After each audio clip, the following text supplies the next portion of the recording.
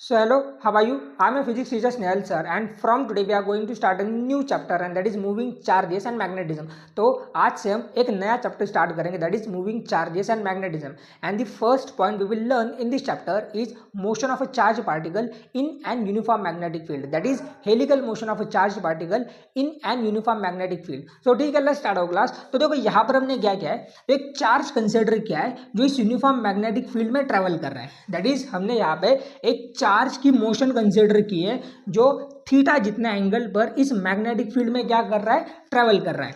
अब देखो यहाँ पर ये v क्या है, तो इस चार्ज पार्टिकल की वेलोसिटी है. b क्या है, तो इस मैग्नेटिक फील्ड की स्ट्रेंथ है. अब देखो अगर हम देखें यहाँ पे तो ये जो वेलोसिटी है वो ना x पे ना y पे है. और हमेशा याद रखो अगर कोई भी फिजिकल क्वांटिटी ना x पे हो ना y पे हो तो उसके हम कंपोनेंट बनाते हैं. दैट इज x पे हो ना y पे हो, इसका मतलब क्या, तो अगर कोई भी फिजिकल क्वांटिटी ना x एक्सिस पे हो ना y एक्सिस पे हो तो हम क्या करते हैं, उसके कंपोनेंट बनाते हैं. और कंपोनेंट कैसे बनते हैं, तो जिस तरफ थीटा होता है उस तरफ बनता है उसका कॉस कंपोनेंट और उसका अपोजिट वाला बनता है साइन कंपोनेंट. मतलब अगर देखा जाए तो यहाँ पे जो वेलोसिटी है that is a physical quantity है वो ना आपकी x पे है ना y पे है, तो इस वेलोसिटी के कंपोनेंट बनेंगे. और कंपोनेंट कैसे बनने वाले, तो वेलोसिटी का कॉस कंपोनेंट जहाँ पे थीटा बन रहा है वहाँ पे क्या बनेगा, कॉस कंपोनेंट. मतलब इस एक्सिस के साथ दैट इज x एक्सिस के साथ क्या बनेगा, तो कॉस कंपोनेंट बनेगा. और उसका अपोजिट वाला क्या बनेगा, sine component that is v sine theta. So यहाँ पे y एक्सिस पे उसका साइन कंपोनेंट बनेगा that is v sine theta और x एक्सिस पे उसका v cos थीटा कंपोनेंट बनेगा. दैट इज यहां पे होगा v cos थीटा और उसका अपोजिट वाला मतलब ये वाला होगा v sin थीटा. अब देखो इस सिचुएशन में होता क्या है, तो ये जो परपेंडिकुलर कंपोनेंट है that is v sin theta. अब perpendicular component means perpendicular to the magnetic field. तो इस परपेंडिकुलर कंपोनेंट पर ये जो मैग्नेटिक फील्ड है ये फोर्स लगाते हैं दैट इज मैग्नेटिक फोर्स. और वो फोर्स कितना होता है, तो वो होता है Fb that is magnetic force is equal to Q V B sine theta. देखो ये जो फोर्स है वो बस ये परपेंडिकुलर कंपोनेंट ही क्या करता है, एक्सपीरियंस करता है. देखो perpendicular means perpendicular to the magnetic field. अब देखो ये क्या है, कंपोनेंट इस मैग्नेटिक फील्ड को परपेंडिकुलर ही है ना ऐसे, तो इस परपेंडिकुलर कंपोनेंट पर ही क्या होते हैं, ये मैग्नेटिक फील्ड फोर्स लगाते हैं. और वो फोर्स कितना होता है, तो वो होता है Q V B sine theta. अब देखो इस इक्वेशन को देख के हमें क्लियरली चीजें पता चल रही है कि जो आपका मैग्नेटिक फोर्स है वो डिपेंड किस पे करता है, एक तो चार्ज पे डिपेंड करता है, वेलोसिटी पे डिपेंड करता है और strength of the magnetic field पे डिपेंड करता है. दैट इज जो मैग्नेटिक फोर्स है is directly proportional to charge, it is directly proportional to velocity and it is directly proportional to the strength of the magnetic field.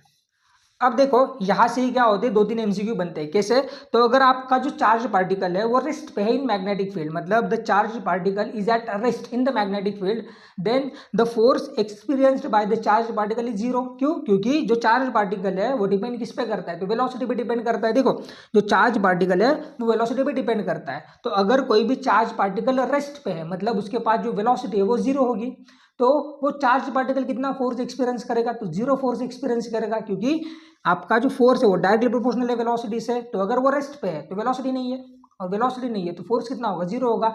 या फिर अगर कोई भी चार्ज पार्टिकल मोशन कर रहा है and the motion is perpendicular to the magnetic field, मतलब जो मोशन है उस चार्ज पार्टिकल की वो इस मैग्नेटिक फील्ड को परपेंडिकुलर है, तो क्या होगा, then it will experience maximum force. मतलब तब क्या होगा कि वो जो फोर्स एक्सपीरियंस करेगा वो कितना होगा, मैक्सिमम होगा. क्यों, क्योंकि साइन 90, क्योंकि 90 मतलब ये एंगल कौन सा है, तो इस मैग्नेटिक फील्ड और velocity of the charge particle के बीच में अगर वो 90 डिग्री है तो फोर्स कितना होगा, मैक्सिमम होगा. क्यों, क्योंकि sine 90 is equal to 1 and that is maximum value of sine theta.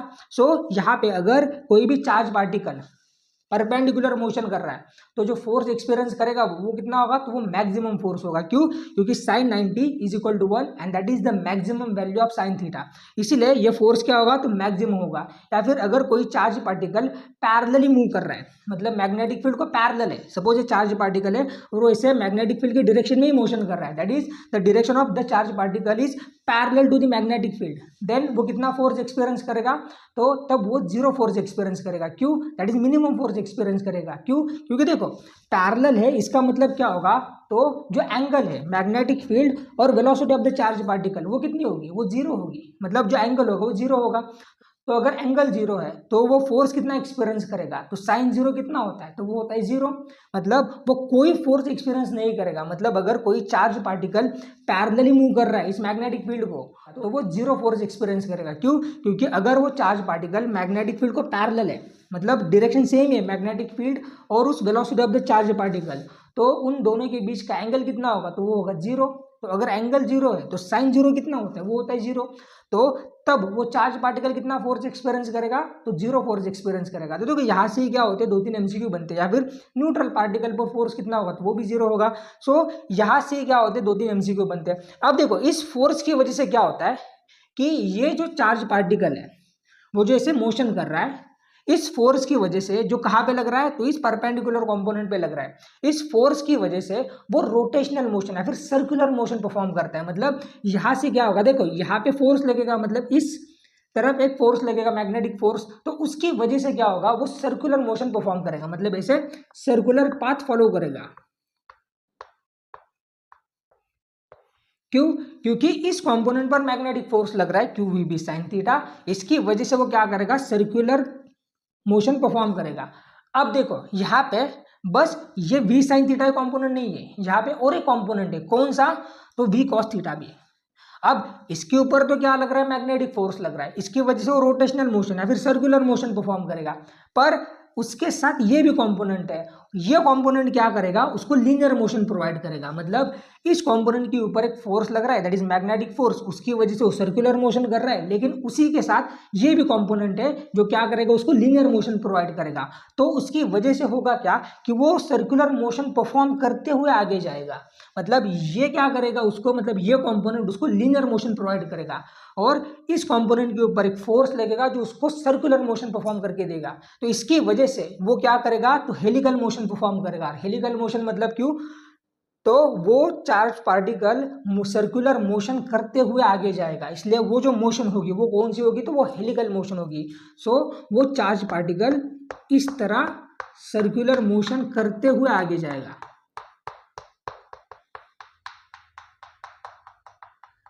That is ये क्या होगी, तो ये होगी हेलिकल मोशन। सो ये होता है helical motion of a charge particle. अब देखो हम क्या कर सकते हैं, तो इस चार्ज पार्टिकल की रेडियस भी कैलकुलेट कर सकते हैं। कैसे, तो अगर हम इस फोर्स की बात करते हैं, that is F B is equal to Q V B sine theta, तो यहां पर इस फोर्स की वजह से क्या हो रहा है, तो वो सर्कुलर मोशन परफॉर्म कर रहा है। अब अगर वो सर्कुलर मोशन परफॉर्म कर रहा है तो सर्कुलर मोशन की वजह से कौन सा फोर्स आता है, तो वो आता है सेंट्रीपिटल फोर्स। मतलब अगर ये चार्ज पार्टिकल ऐसा सर्कुलर मोशन परफॉर्म कर रहा है तो आपको पता होगा कि सर्कुलर मोशन की वजह से एक फोर्स अराइज होता है और उसको हम क्या बोलते हैं, तो सेंट्रीपिटल फोर्स बोलते हैं। और वो कितना होता है, तो वो होता है F C is equal to M V square by R. देखो ये सर्कुलर मोशन की वजह से प्रोड्यूस होता है। देखो the force which arises due to circular motion of object is called as a centripetal force. मतलब जो सर्कुलर मोशन की वजह से आता है उसको हम क्या बोलते हैं, तो सेंट्रीपिटल फोर्स बोलते हैं। देखो टॉर्क अलग और सेंट्रीपिटल फोर्स अलग। टॉर्क क्या करता है, तो ऑब्जेक्ट को रोटेट कराता है और ऑब्जेक्ट की रोटेशनल मोशन की वजह से या फिर ऑब्जेक्ट की सर्कुलर मोशन की वजह से सेंट्रीपिटल फोर्स आता है। तो यहाँ पे ये सेंट्रीपिटल फोर्स इस मैग्नेटिक फोर्स की वजह से आएगा। अब देखो यहां पे मैं क्या करता हूं, तो v साइन थीटा इस कंपोनेंट को मैं v डैश कंसीडर करता हूं। मतलब q b v dash, that is ये v डैश क्या है, तो ये v डैश है v साइन थीटा।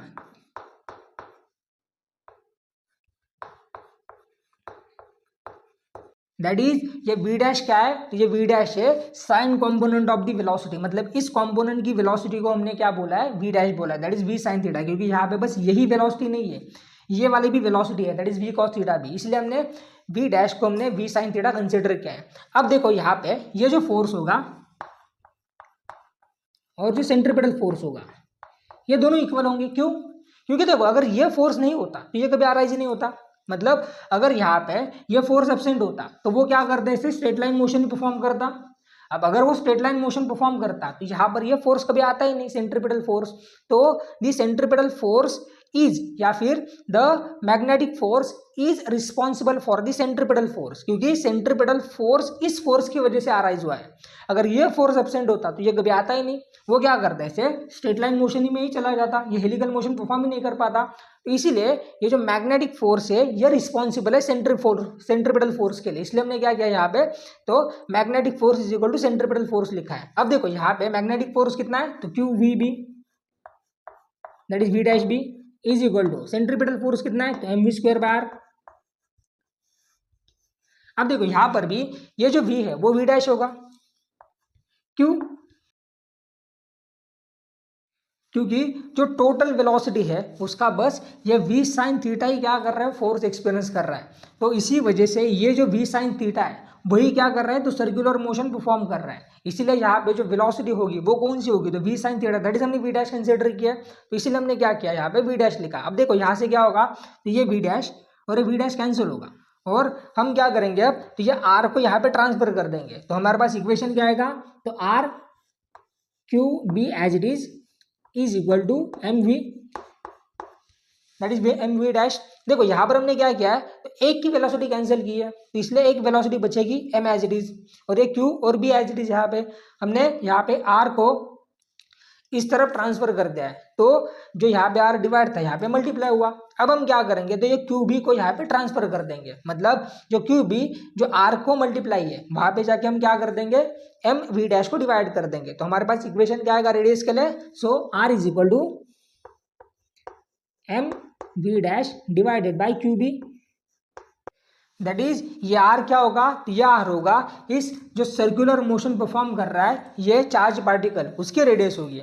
अब देखो इस रेडियस से हम क्या कर सकते हैं, तो टाइम पीरियड भी कैलकुलेट कर सकते हैं। कैसे, तो देखो टाइम पीरियड को हम डिफाइन कैसे कर सकते हैं, तो time is equal to distance upon velocity.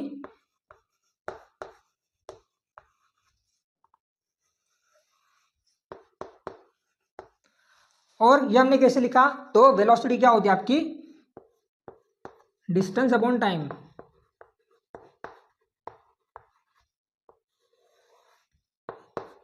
तो हमने क्या कर दिया, बस टाइम को यहाँ पे ट्रांसफर कर दिया और वेलोसिटी को यहाँ पे ट्रांसफर कर दिया। सो हमारे पास ये इक्वेशन आया टाइम के लिए। अब देखो अब हमें क्या करना है, तो बस यहाँ पे डिस्टेंस की वैल्यू सब्स्टिट्यूट करनी है। अब देखो यहाँ पे डिस्टेंस कितना होगा, तो अगर ये सर्कुलर मोशन परफॉर्म कर रहा है, ये थोड़ा मैं डार्क बना देता हूँ,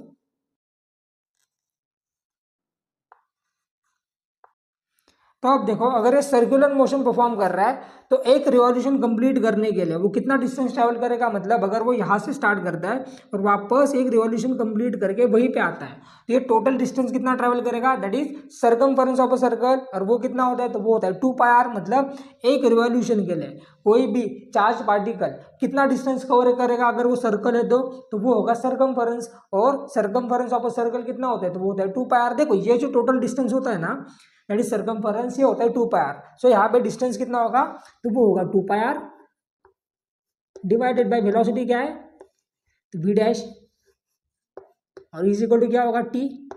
अब हमें क्या करना है, तो बस यहाँ पे r की वैल्यू सब्स्टिट्यूट करने हैं, दैट इज r कितना है यहाँ पे हमारा, तो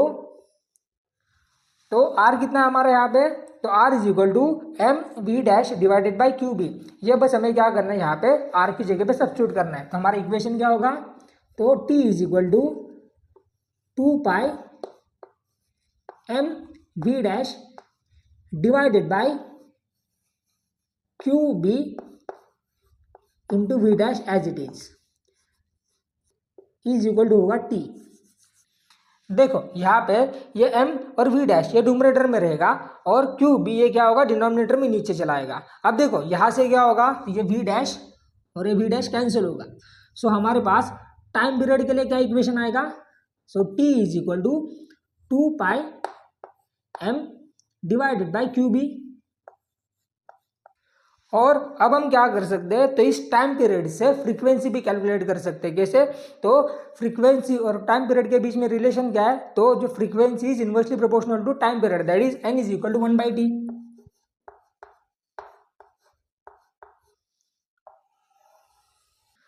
तो हम बस यहाँ पे टी की वैल्यू सब्स्टिट्यूट करके एन भी कैलकुलेट कर सकते हैं, that is frequency. So 1 divided by 2 pi M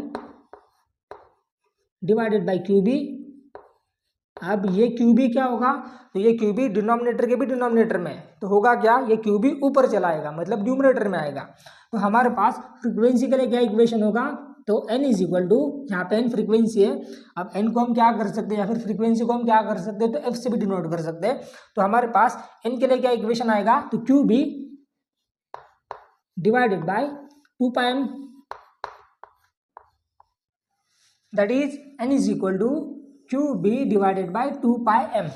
और देखो यहाँ पर ये जो मैग्नेटिक फोर्स है उसको हम क्या कर सकते हैं, कन्वर्ट कर सकते हैं क्रॉस प्रोडक्ट में। कैसे, तो देखो यहाँ पे साइन थीटा है, तो आपको पता होगा कि अगर आपके पास एक क्रॉस प्रोडक्ट है ए बार क्रॉस बी बार, तो ये हम कैसे तोड़ते हैं, तो वो तोड़ते हैं ए बी साइन थीटा से।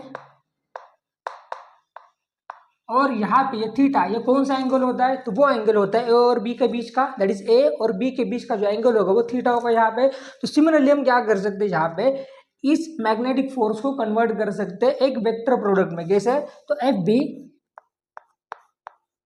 Is equal to Q into bracket V bar cross B bar, और यहाँ पे ये थीटा, ये कौन सा एंगल होगा, तो ये होगा v और b के बीच का एंगल। देखो ये helical motion of a charge particle, मैं फिर से एक बार एक्सप्लेन कर देता हूँ। तो जब भी आप क्या करोगे, एक चार्ज पार्टिकल की मोशन मैग्नेटिक फील्ड में कंसिडर करोगे, तो उससे होगा क्या, तो उसका vertical component, that is perpendicular component, perpendicular to the magnetic field, ये कंपोनेंट क्या करेगा, तो एक फोर्स एक्सपीरियंस करेगा, और उस फोर्स की वजह से वो क्या करेगा, तो एक सर्कुलर मोशन परफॉर्म करेगा, और वो फोर्स कितना होगा, तो वो होगा Q V B sine theta. अब उसी के साथ क्या है, तो ये हॉरिजॉन्टल कंपोनेंट भी है, that is parallel component to the magnetic field. ये क्या करेगा कंपोनेंट, उसको एक लीनियर मोशन प्रोवाइड करेगा। तो ये कंपोनेंट उसको क्या कर रहा है, सर्कुलर मोशन प्रोवाइड कर रहा है, और ये लीनियर मोशन प्रोवाइड कर रहा है। इसकी वजह से होगा क्या, तो वो हेलिकल मोशन परफॉर्म करेगा, मतलब वो सर्कुलर मोशन करते करते आगे जाएगा। So this is it for today. अगर आपको वीडियोस अच्छे लग रहे हैं तो प्लीज लाइक कर देना, चैनल को सब्सक्राइब कर देना, and thank you so much for your time.